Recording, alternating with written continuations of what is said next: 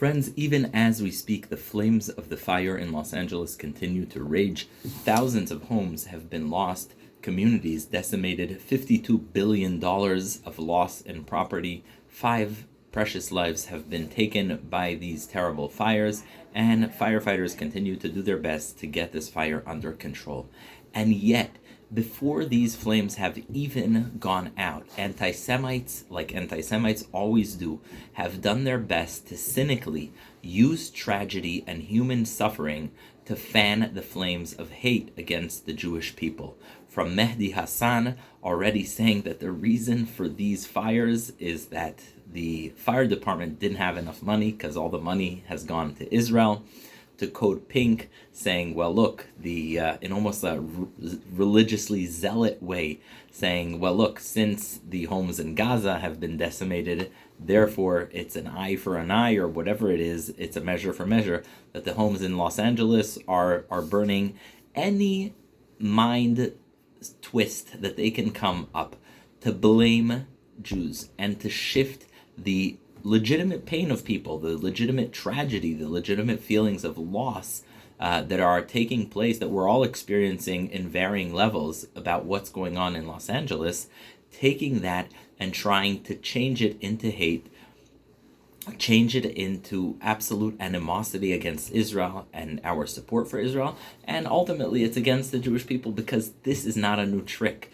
It used to be in every small village in Tsarist Russia, people knew this, that when there's a tragedy, there's a Christian child who dies tragically, right away, that's how the blood libels were created. They went and they blamed the Jewish community. This is barbaric, plain old anti-Semitism. And the reality is, number one, people's suffering are not your commodity. They're not to celebrate. Nobody's suffering is to be celebrated. It gives me zero joy to know that Bella Hadid's house was burned down in Los Angeles. In fact, I actually feel their pain. I hope that their loss is restored. I have nothing personal against her. We have our disagreements about Middle East policy, but except for empathy and sympathy at this time of loss, I have nothing else to wish her, only well.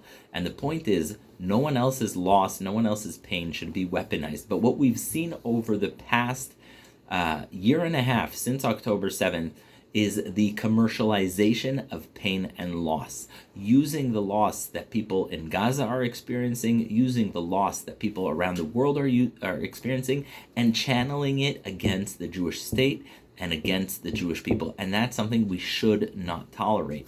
It's inhumane, it's cruel, it's cynical, and it's sadistic.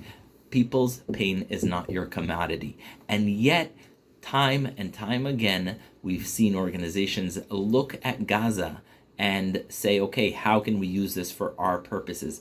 You know what?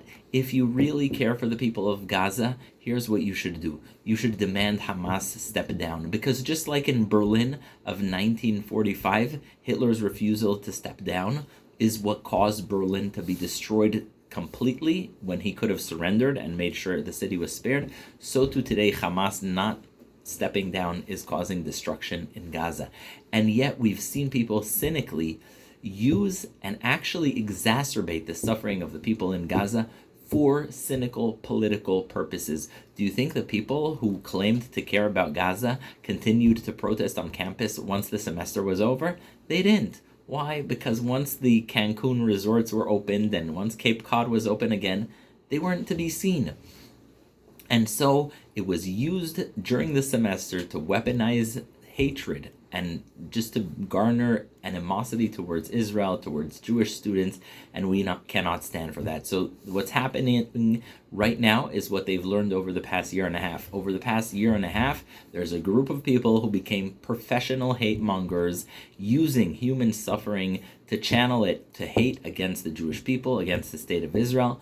They've done it for a year and a half with the suffering of the people in Gaza, very cynically, and they're doing it now with the Los Angeles fires, where they take these tragedies of the fires happening in Los Angeles and they weaponize them against Israel, against the Jewish people. Mehdi Hassan, he should have known better, such a legacy media person. No, right away he says, oh, you know why the firemen didn't have anything to defend Los Angeles with? Well, that's because everything was sent off to Israel. Code Pink, oh, well, the houses in Gaza are burning, the houses in LA are burning. I've seen others say, oh, well, Yemen has been bombed today by U.S. airplanes. Surprise, surprise, there are no airplanes for the fires in Los Angeles. Yeah, they didn't take into account that one is a fighter jet and one is a fire extinguishing jet. No, they don't care about facts. The point is, don't fall for this trap. Don't let them cynically use you and your sympathy and your goodness and your kindness and empathy for their political, cynical, and anti-Semitic purposes. Speak out against hate, speak out against the weaponization of empathy, and speak out against the weaponization of the of human loss. And most importantly, stand with the people of Los Angeles now. See what you can do to support those thousands of people who've lost their homes, communities, parks, everything. Make sure you stand with them. Make sure you stand with their institutions. They're going to need your support to help rebuild. Stand with them. Show sympathy and empathy, regardless of any kind of political or religious affiliations. Make sure you stand against hate, stand for kindness, and stand for humanity.